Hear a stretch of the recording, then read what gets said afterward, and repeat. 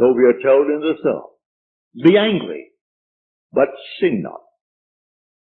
Commune with your own heart upon your bed and be silent. Yes, blow your top, but do not let the sun go down upon your anger. Be silent as you commune with self. You don't commune with another, for the self of man is God. So be angry, but sin not. Commune with your own heart upon your bed. Not communing with another, and then you actually know exactly what you want. And in that state, fall asleep. And in a way that no one knows, and you, in your surface mind, you do not know, it will all come to pass. Everything in the world is created this way, but man does not know it. Who knows tonight who is treading the winepress that is going to cause a change of mind in tomorrow's world? But when they do it, they are intense in the doing it. If you are lukewarm, you're told in Scripture, I'll spew you out. Would that you're either hot or cold. But because that you are lukewarm, I will spew you out. You can't do anything if you're lukewarm. You must be intense about it. You want to be rich? All right, can be rich. You want to be known? You can be known. No matter what you want, but you must be intense about it. And then commune with your own heart upon your bed, and then let it drop. You'll read that in the 4th Psalm, the Psalm of David. So I say to everyone here, believe me, your own wonderful I amness, your consciousness, your wonderful human imagination, that is God.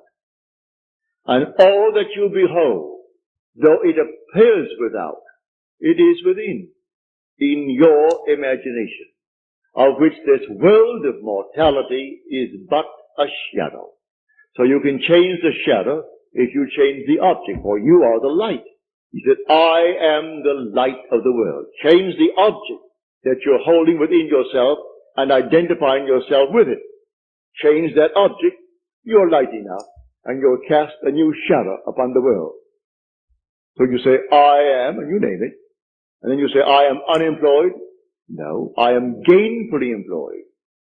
Making more than I've ever made before. Don't ask yourself how, why, and through whom. That is not your conscious reasoning mind's concern. If you take the intellectual background, the educational background of those who are making top money in the theatrical world, I doubt that they could pass any college examination. I don't think they could pass any entrance examination to college. Yet they're making $1 million, $2 million a year.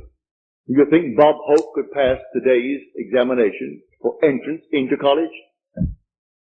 Well, all of his material is written for him anyway. Can't even write that.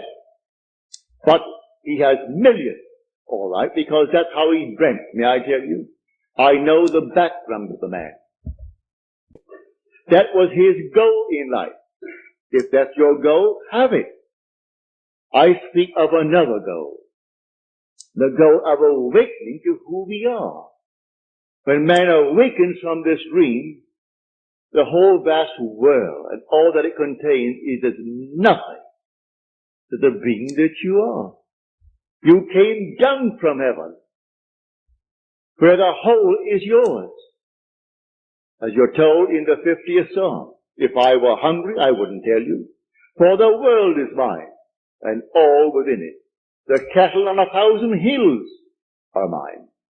So why should I tell anyone of my need when it's all mine anyway? I would slay and eat.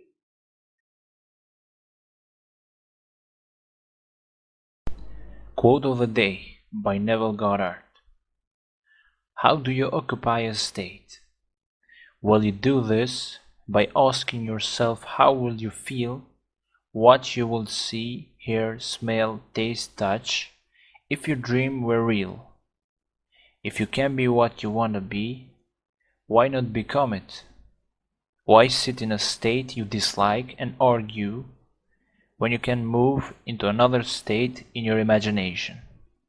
Think about that. Hello and welcome to the channel Neville Goddard. Today we are going to show you how to climb a ladder. This is one of the most and best exercises and techniques to learn and to try yourself, so you can manifest anything you want in life. Neville said something to do to a group of people who went to listen to him. He gave something to do to them to prove that he is wrong or not. Neville said to them, "I will teach you right now how to climb a ladder, and do it to prove it if I'm wrong or not." And he said to the people who went to his teachings, "Do what I'm telling you to do, and if it doesn't work, then I'm a fraud." And then he started to tell them how to climb the ladder. This is the way how you climb a ladder. First of all, right now, picture a ladder in front of you. Picture it. You can do it using your wonderful human imagination. Close your eyes and picture it. Take your imaginary left hand, reach out and take hold of the side of the ladder. So you do it with your imaginary left hand. Okay. Now with your imaginary right hand, reach out and take the other side of the ladder. Now with your imaginary left foot, lift it up and put it in the first rung. And now push yourself up and start climbing the ladder. When you get to the top of the ladder, climb back down. Then climb back up and climb back down. You repeat this often, and as you do this often and daily, you try to create a feeling as this is already fulfilled. Now you have to do something, and you must do this, otherwise nothing I'm teaching you will work. You have to put inside your wallet, so when you open your wallet, you have to read it. "I will not climb a ladder." You do it in the mirror, so you see it when you wake up in the morning. You gotta do it in the phone or laptop as a wallpaper, where you read it, "I will not climb a ladder." So Neville said to his students, you must do this, otherwise what I'm teaching you will not mean anything. You must do this. You must mean it in your heart, that I will not climb a ladder, so you mean it. You do this so you can prove yourself that whatever you say all day will not have any effect if you do it and feel it before sleep. And now you must do this for 3 nights. I want you to climb a ladder for 3 nights before sleep. But if it doesn't work, you don't stop. You do it for another 3 nights until it works. Now when you go to bed, go in a position you don't normally sleep. So you force yourself to imagine and not fall asleep immediately. If you slept before in the right side, now you sleep in your left side. If you slept in your left, then now sleep on your back. Then you got to climb a ladder while you are in an odd position in bed and in a drowsy, sleepy state. You have to climb the ladder until you sleep. And you do this for 3 nights. And when you wake up in the morning, you got to read it, "I will not climb a ladder." And make sure it's something you see every day. "I will not climb a ladder," but you got to climb the ladder in your sleep for 3 nights. Before sleep you gotta climb the ladder. So you got to do this, otherwise nothing I'm teaching you will work. And now Neville said to his students, "Next Sunday I'm gonna have another meeting, like this one. But that meeting will be only for those who have climbed the ladder. So those who climb the ladder can go to the next meeting."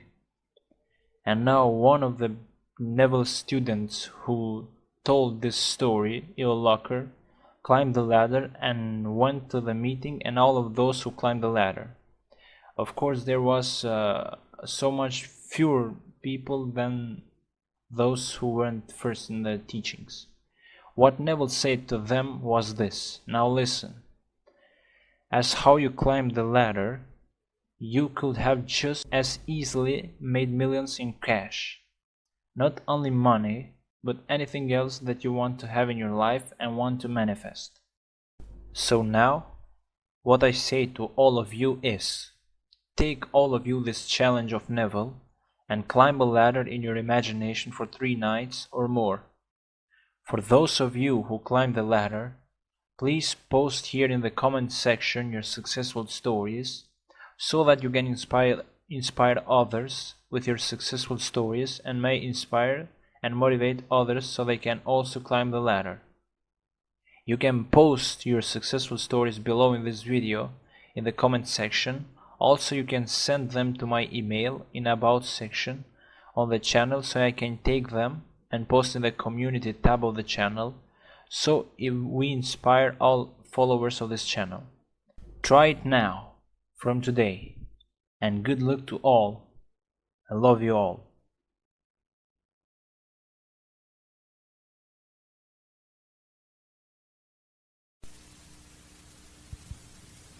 Tonight, we will discuss states. When we open the Bible and read the story as it's given to us, we may think we are talking about people that lived, individuals, persons that, as we are, but it's not so.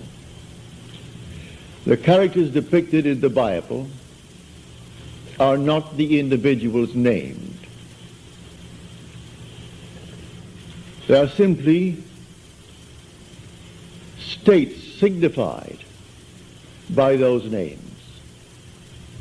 For instance, the name Moses, or the name Abraham, or the name, well, any name that you find in Scripture. They are not individuals, as you and I are. It's simply a state of consciousness through which the individual, you and I, the immortal being, we pass through these states. The word Moses means to be born. It's the old perfective of the Egyptian verb to be born. Abraham, the father of the multitudes. We start there, moving through states. And you and I pass through these states towards our own redemption. We come to the end, and that state is personified in Scripture. And men take the personification and worship it as a person, stick it on the wall, and then cross themselves before it and genuflect, not knowing that these are states. So we must learn to distinguish between states and the individuals who pass through these states. These states are eternal. They are forever. You are an immortal being, and you move through states. The states remain permanent forever. You pass on. We change states. The states do not change. We change states. But we, the individual, we are forever. It's like moving through a city. The city remains, but we pass on. To think that because we have left a city, that the city has ceased to exist would be stupid. The city remains, and we go on. We pass from one state to another state, and finally we come to the end. That end is described in Scripture as Jesus. But that's a state. You are the immortal being passing through states. And when you come to the very end, you are in that state. It was predetermined. It was shown all of us before we started. Shown us in the state called Abraham. We saw it all in detail. And if we entered it reluctantly or not, who knows? Paul tells us that we were made subject unto futility, not willingly, but by the will of him who subjected us in hope. And the hope was that we would obtain the glorious liberty of the sons of God. So we were told that it was not altogether a willing subjection on our part. But we kept the divine vision, as Paul said, in time of trouble. And so we continue on the journey. In this world, you and I can create states. But the spiritual states are eternal. We create a state here, it's not eternal. We create a state to deliver individuals forevermore. I create a state, somebody asks me, will you hear that I am, and they name what they would like to be. All right? So that I must create the state, knowing that he is now in a state that he dislikes. I must distinguish between the being and the state that he is in. So I see him unemployed. All right? So he's unemployed. And he wants to be gainfully employed. There's nothing wrong in that. So I represent him to myself as one who is gainfully employed, who has more than he's ever had before. To the degree that I am self-persuaded that he is what I have now imagined him to be, to that degree he will actually become it. I move him out of one state into another. But that state into which he fell remains for anyone to fall into it.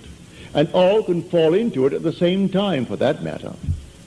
He's not the only occupant of the state of being unemployed. There could be millions being unemployed.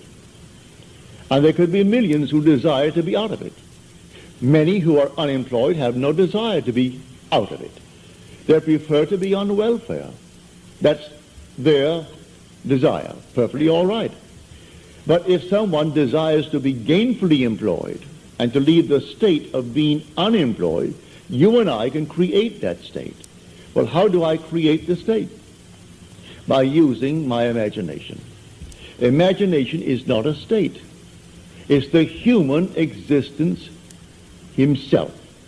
You are all imagination. And God is all imagination. You are God. And God is actually within you as your own wonderful human imagination. Now, these permanent states of the soul, these spiritual states, they remain. You and I pass through them towards our own redemption. But in the interval, we meet a friend, and the friend is in need of help. And the help is to move him out of a state. I can give you money, but as Peter said, silver and gold have I not for thee, but such as I have give I unto thee. And he creates a state and takes the man from being a beggar, who's always begging on the corner, and puts him into a state where he jumps up with joy. He's now employed, not begging for money. So he didn't give him coins. He simply gave him a new state of consciousness. So I take you as an individual. I represent you to myself as the one that you would like to be. The one that I, if I were in your state, would like to be. I make it fit within what is known as the golden rule. I do unto others as I would have them do unto me. If I were in that state, would I like to be in some better state? Certainly. Well, then, do it to another. And so if he asks it of you, you simply represent him to yourself as being gainfully employed, or if he is unwell, as being well, or if he is not, if he wants to be married and he can't find the proper mate, then in your mind's eye you assume that he has found the proper mate. Whatever it is that is a normal, natural request that is not in conflict with your own moral, ethical code. And you create a state. This state, then you lift your individual into that state. Well, how do I do it? I carry on a conversation mentally with that friend from the basis that he is in that state. He tells me how happy he is with his new job and how much he's making. I see him in my mind's eye radiant. Well, then, am I self-persuaded that this imaginal act is a fact? Do I really believe in the reality of what I've done? Do I believe that imagining creates reality? I do. Well, then, to the degree that I am self-persuaded, he becomes the embodiment of what I've imagined him to be. These are states. So man must distinguish between the individual and the state that he is in. So Blake said, I do not consider the just or the wicked, to be in a supreme state, but to be every one of them states of the sleep into which the soul may fall in its deadly dreams of good and evil, when it left paradise following the serpent of generation. So we came down to experience death, for this is the world of death, where everything appears, it waxes, it wanes, and it disappears. So everything dies in this world. No matter how long it seems to live, it dies eventually. So we come down into the world of death. And the last enemy to be destroyed or to be overcome is death. I enter death and then conquer death to prove that I cannot die. I am an immortal being, for I am all imagination.